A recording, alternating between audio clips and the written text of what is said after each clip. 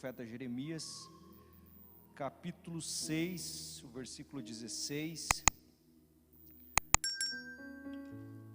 Vamos ler a partir do 9, para nós termos um pouco mais de contexto para a nossa meditação, que nos diz assim a palavra do Senhor. Assim diz o Senhor dos exércitos: diligentemente se rebuscarão os resíduos de Israel, como uma vinha vai metendo a mão, como o vindimador por entre os sarmentos. A quem falarei e testemunharei para que ouçam? Eis que os seus ouvidos estão incircuncisos e não podem ouvir. Eis que a palavra do Senhor é para eles coisa vergonhosa, não gostam dela. Pelo que estou cheio da ira do Senhor, estou cansado de a conter. Derramá-la-ei sobre as crianças pelas ruas e nas reuniões de todos os jovens, porque até o marido com a mulher serão presos e o velho com o decrépito. As suas casas passarão a outrem, os seus campos e também as mulheres, porque estenderei a mão contra os habitantes dessa terra, diz o Senhor, porque desde o menor deles até o maior, cada um se dá a ganância, e tanto o profeta como o sacerdote usam de falsidade. Curam superficialmente a ferida do meu povo, dizendo paz, paz, quando não há paz. Serão envergonhados porque cometem abominação sem sentir por isso vergonha. Nem sabem que coisa é envergonhar-se. Portanto, cairão os que caem, quando eu os castigar, tropeçarão, diz o Senhor. Agora, enfim, o 16, que diz assim: assim diz o Senhor, ponde-vos à margem do caminho, e vede, perguntai pelas veredas antigas, qual é o bom caminho? Andai por ele, e achareis descanso para a vossa alma. Mas eles dizem, não andaremos. Por gentileza, pode tomar o seu assento. Me sinto feliz essa noite de poder estar aqui com vocês. Eu, como comentou o pastor Adriel, em virtude de algumas das minhas atividades, eu raramente consigo estar nas terças-feiras, mas atendendo a um convite dele, estou aqui para compartilhar com vocês um pouco da palavra do Senhor. A palavra do Senhor, ela é preciosa, e nós precisamos dedicar tempo em conhecer a palavra do Senhor. Eu ministro aqui na igreja já há uns 8 anos, o curso do discipulado. Talvez algum de vocês, pode ter me conhecido ali no discipulado, e eu sempre estou incentivando, as pessoas a lerem a Bíblia. A Bíblia é o nosso manual de conduta. Sem a Bíblia, a nossa fé, ela fica vazia, porque a Bíblia é o que sustenta a nossa fé. Então nós que seguimos a Jesus, nós precisamos conhecer a palavra do Senhor.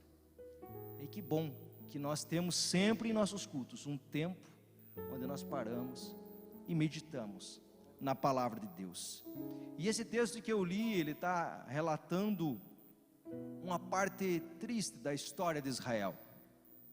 Israel, nesse período, ele estava cativo na Babilônia. Eles estavam vivendo lá como escravos, tinham saído das suas terras, deixaram as suas casas, os seus lares, estavam vivendo na Babilônia.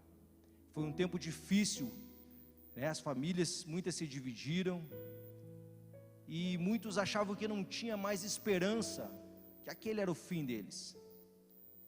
E muitos pregadores da época, muitos pastores que por lá andavam, pregavam coisas errôneas, fazendo o povo acreditar a sua fé em coisas equivocadas. Porém, Deus levanta Jeremias para trazer uma palavra, para que o povo se atentassem ao que eles estavam fazendo. E em particular esse trecho que eu separei para nós meditarmos, onde Deus usa o profeta Jeremias, e ele fala essas palavras, para que eles se colocassem à margem do caminho. Eles estavam andando por um caminho por onde Deus não tinha planejado, por onde Deus não queria que eles andassem. E como eles estavam indo na direção errada, a orientação do Senhor é para que eles parassem, se pusessem à margem do caminho. Sabe quando a gente vai em algum lugar que a gente não conhece, a gente anda meio perdido? Para não ficar gastando combustível, o que a gente faz? A gente para, se coloca à margem do caminho e vê qual a melhor orientação para que nós nos achemos. E essa era a orientação para o povo naquele momento, para que eles se colocassem à margem do caminho e fizessem uma pergunta pelas veredas antigas, que eles puxassem pela memória quais eram essas veredas. E quando eu fui estudar esse texto, a palavra antiga no original hebraico quer dizer olã, e olã significa velho, significa oculto, perpétuo, eterno ou da eternidade. Esse era o caminho ao qual Deus queria que eles observassem, os caminhos eternos. Quando Deus criou a terra, quando Deus formou a terra, Ele fez a terra parecida com o céu. As coisas aqui na terra, elas são um modelo de como é lá no céu. Se você observar o livro do Gênesis, o capítulo 1 do Gênesis, Deus termina de criar todas as coisas, e no final do 1º capítulo, o Senhor diz que tudo que Ele fez era bom. Na minha percepção, a partir do 2º versículo de Gênesis, a terra vive um momento de redenção, porque a partir dali, as coisas erradas começaram a acontecer devido ao pecado. A vida perfeita, como Deus a planejou, é Gênesis 1, porque tudo que Deus fez era bom. Todas as coisas que Deus fez era bom. Se hoje existem doenças, não foi Deus que criou, não está em Gênesis 1. Se existem mazelas no mundo, é uma consequência do pecado que começou lá com Adão e Eva. E quando Deus criou todas as coisas, Deus estabeleceu caminhos para que o ser humano trilhasse. Esses caminhos são padrões de pensamento, padrões de comportamento, são princípios pelos quais nós devemos andar, nós devemos caminhar. Tudo que Deus fez foi perfeito, foi parecido com o céu, e a coroa da criação somos nós, os seres humanos, tanto que em nós Deus imprimiu características dele próprio. A Bíblia diz que nós fomos feitos à imagem e semelhança de Deus. Por isso que Deus espera que nós vivamos conforme os padrões que Ele criou para nós vivermos. Essa é a expectativa do Senhor. Porém, quando nós olhamos após o 1º capítulo do Gênesis, folhamos um pouco mais para frente e chegamos até o capítulo 3 de Gênesis, e acontece algo terrível, quando Satanás ludibria Eva, e faz com que Eva peque. Se você observar, até eu vou folhear a minha Bíblia aqui, se você quiser acompanhar ali, o capítulo 3 do Gênesis, diz assim, mas a serpente mais sagaz de todos os animais selváticos que o Senhor Deus tinha feito, disse à mulher, é assim que Deus disse, não comereis de toda árvore do jardim? Veja que Satanás, com a sua sagacidade, ela fez Eva refletir e optar por desobedecer a Deus. Um questionamento que ela fez Eva perder o seu juízo e esquecer tudo que Deus já havia feito. E olha só, meus queridos, nos nossos dias, a astúcia de Satanás, ela não é diferente. Você vem à igreja, você serve ao Senhor, você ora, você lê a Bíblia, e de repente vem Satanás e te fala, é assim que o Senhor disse? Será que você tem que seguir todas essas coisas mesmo? Mas eu acho que se você não observar isso ou aquilo, não vai ter problema nenhum. E dessa forma, o inimigo ele começa a nos corromper.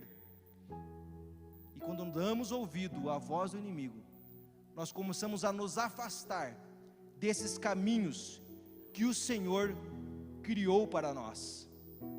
Caminhos de vida. Mas porém Satanás, ele nos perverte e nos afasta desses caminhos. Quando Eva opta em desobedecer ao Senhor, se cumpre algo que Deus já havia alertado eles. No capítulo 2 e versículo 17 de Gênesis, Deus fala assim para eles: não comam dessa árvore, porque o dia em que dela comeres, certamente vocês vão morrer. E o que aconteceu? Eles desobedeceram, eles comeram do fruto que não era para ser comido, mas eles não morreram imediatamente. Assim nós observamos que o que eu e você chamamos de morte, não é o que Deus realmente chama de morte. Quando Adão e Eva comeram do fruto, eles não caíram no mesmo momento mortos, mas daquele dia em diante, eles selaram o destino deles. E quando você observa a história da humanidade, Adão viveu 900 e poucos anos, Noé viveu 600 e poucos anos, Moisés viveu 120 anos, e nós, a expectativa de vida do brasileiro é 75 anos. Ou seja, quanto mais o tempo passa, quanto mais nós nos afastamos dos caminhos do Senhor, menos tempo nós vivemos e mais complicada se torna a vida. Por quê? Porque nós nos afastamos dos caminhos do Senhor, dos princípios que Ele estabeleceu para que nós vivêssemos.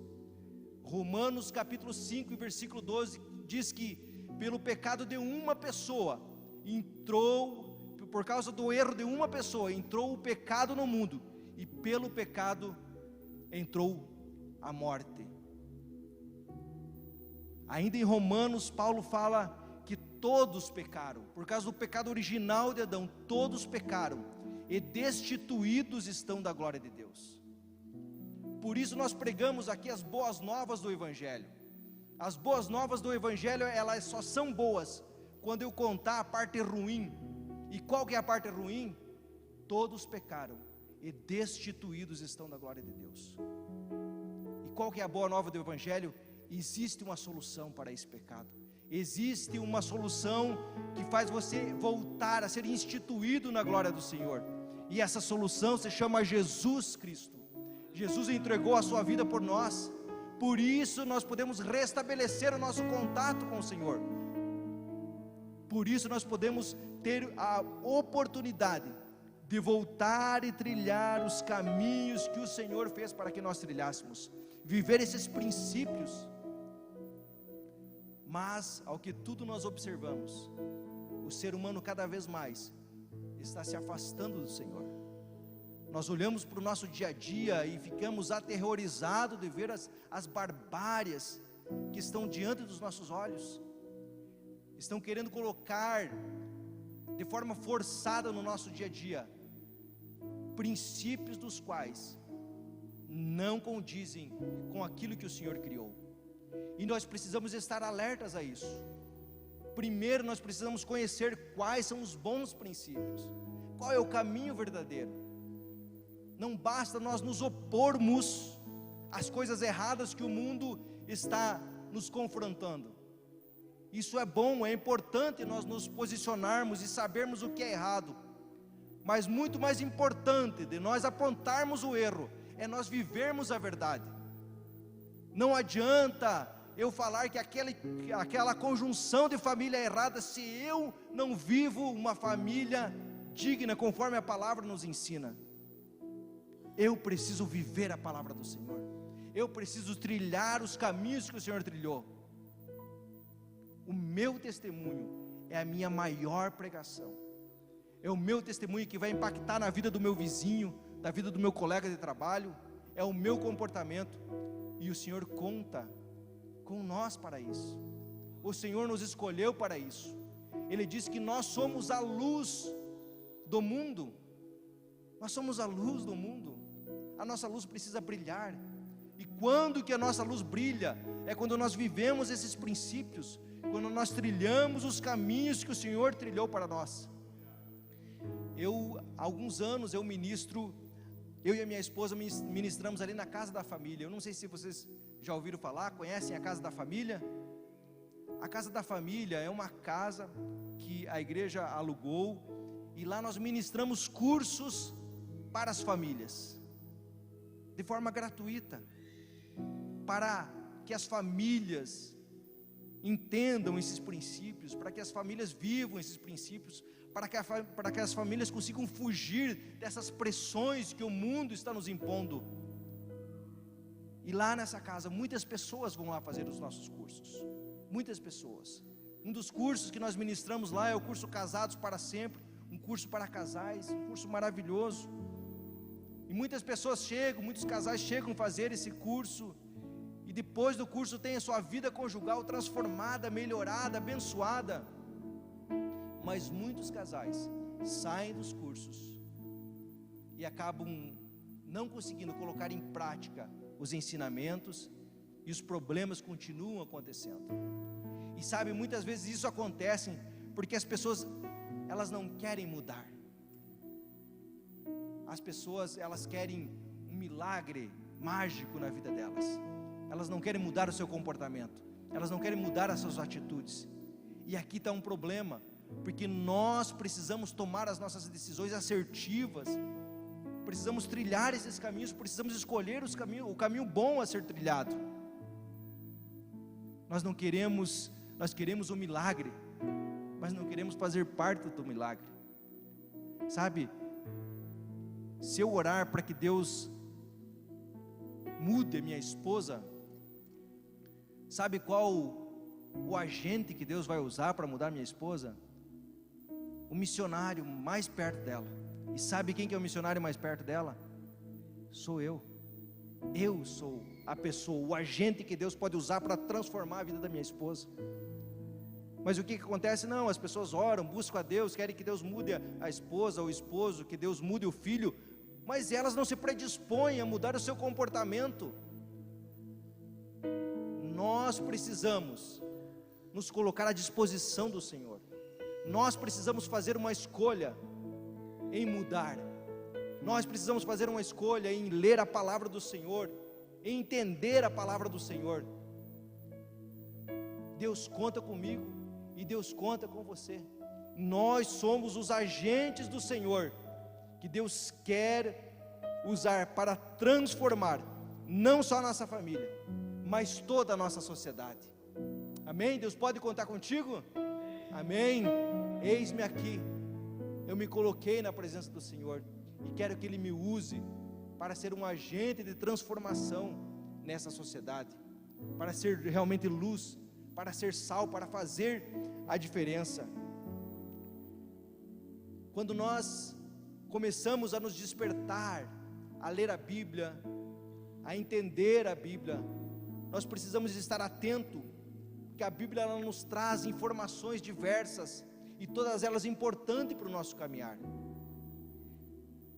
Mas muitas vezes, muitas pessoas acabam lendo partes da Bíblia, apenas recortes da Bíblia, os recortes que as interessam, os recortes que a fazem bem para ela, para o seu ego. Mas meu querido, isso é importante, mas nós precisamos ler a Bíblia toda. A Bíblia ela é algo completo, são informações completas para o nosso viver, e nós precisamos observar isso. Mas muitas vezes nós somos seletivos, a gente fica escolhendo o que nos faz bem, querendo aplicar só aquelas coisas que nos fazem bem. Sabe, às vezes a gente lê algumas leis e interpreta-as de forma literal, mas aí quando vamos para a Bíblia Sagrada, nós queremos relativizar. Meus queridos, a Bíblia não é uma sugestão, a Bíblia é um veredito, a Bíblia é a verdade, a Bíblia é a palavra de Deus.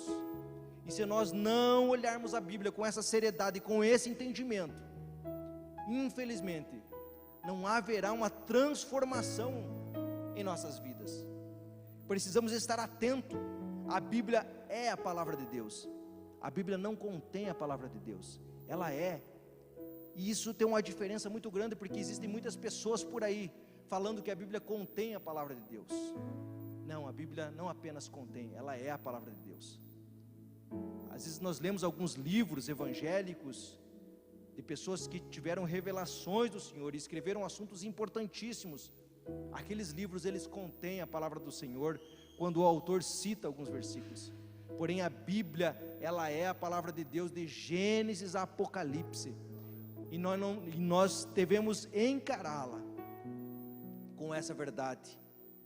Assim como o Salmo 23, o Senhor é o meu pastor e nada me faltará, é a palavra de Deus. Joel 2:3, que diz: à frente do Senhor vai fogo devorador, também é palavra do Senhor. Nós precisamos entender a Bíblia num contexto geral, assim como João 3:16, o nosso texto áureo, que diz que Deus amou o mundo de tal maneira que deu o seu Filho por nós. Assim como João 3:16 é palavra de Deus, o João 3:36, o último versículo desse capítulo, que diz que todos aqueles que não entenderam o sacrifício de Jesus, a ira de Deus permanece sobre ela, e isso também é palavra de Deus. Porém nós queremos recortar somente o 3:16, falando do amor do Senhor. Nós cantamos aqui agora o amor de Deus. Sim, Deus nos ama, isso é uma verdade. O amor é um atributo de Deus, Ele nos ama.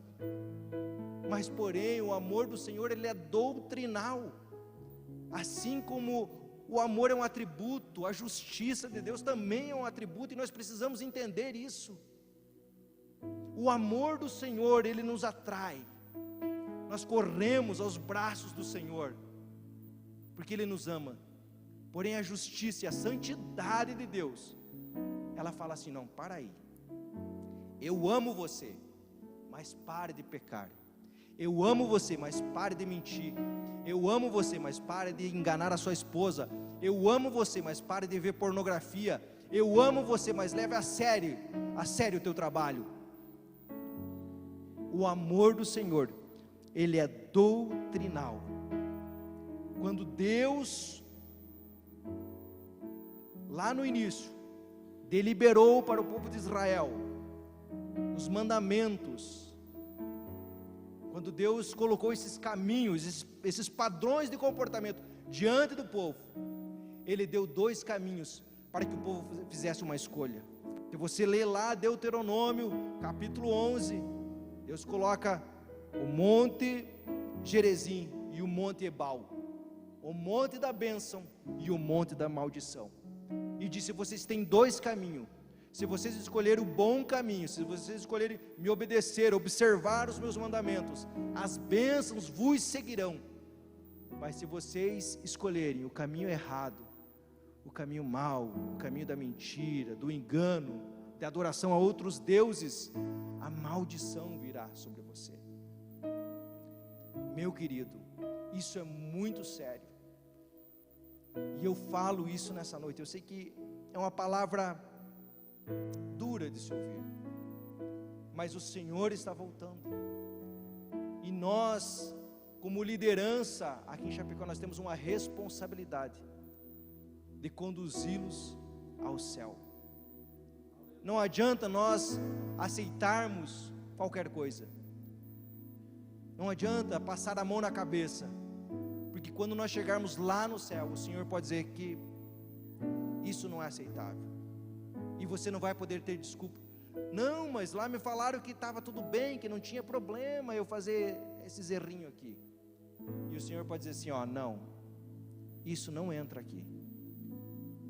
A nossa vida com Jesus, ela é muito séria. Nós precisamos encarar isso com muita responsabilidade. A escolha está nas nossas mãos. Qual é o caminho que nós vamos escolher? O Senhor está nos alertando: pare com essa corrida desenfreada. Se coloque à margem do caminho, observe as tuas atitudes, as tuas ações, o teu comportamento. Observe e faça uma escolha. Escolha o bom caminho, o caminho que vai te levar ao céu, o caminho que vai te dar a vitória. Amém?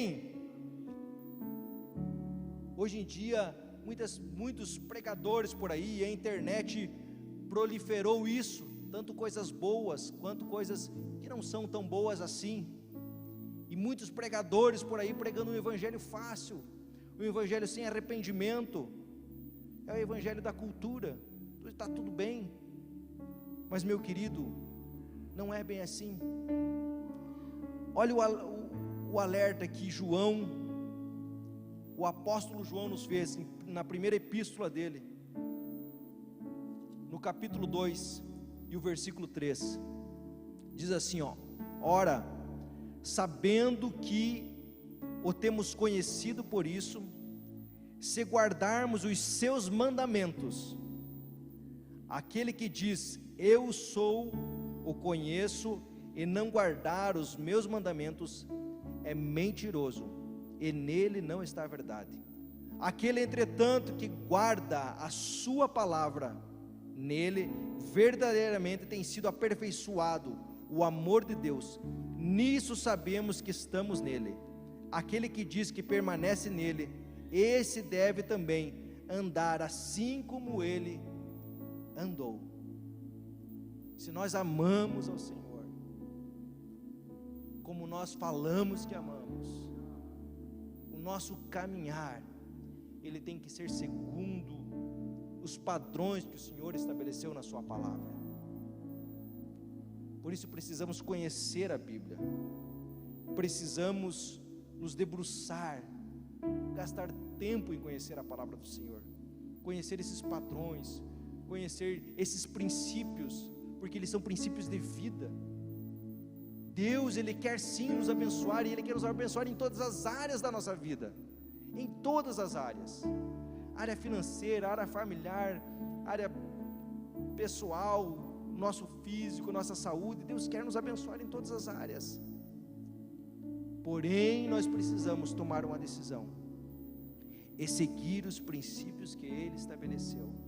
Precisamos nos render ao Senhor. Amém? Olha só, para nós concluirmos, a hora já se avança. Oséias, livro de Oséias, o profeta Oséias, capítulo 4, deixa eu achar Oséias aqui,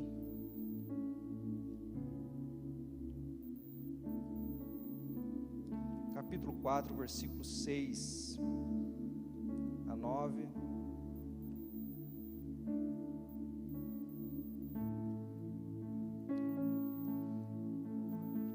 nos diz assim a palavra do Senhor: o meu povo está sendo destruído porque lhe falta, o que falta? Conhecimento. Precisamos vir à igreja, aqui é um lugar abençoado, um lugar onde nós ouvimos a palavra do Senhor, mas o povo, ele está sendo destruído por falta de conhecimento. Precisamos nos empenhar em conhecer. Sabe, às vezes nós gastamos tanto tempo lendo coisas que não nos agregam em nada. Outro dia eu falava, das distrações, as redes sociais nos distraem e passamos tempo ali, distraído. Quando vê, passou-se 1 hora. Meu querido, gaste, invista tempo lendo a palavra do Senhor. Você vai com certeza preservar a sua vida. E ainda no mesmo livro de Oséias, capítulo 6, o versículo 3 diz assim, conheçamos e prossigamos em conhecer ao Senhor, como a alva a sua vinda é certa, e Ele descerá sobre nós como a chuva seródia que rega a terra. Meu querido, o Senhor está às portas para nos buscar. e Ele vai buscar uma igreja santa, uma igreja séria, uma igreja que guarda a sua palavra, que guarda os seus mandamentos. E quando Ele voltar, a minha esperança é que nós todos venhamos a subir e morar com Ele.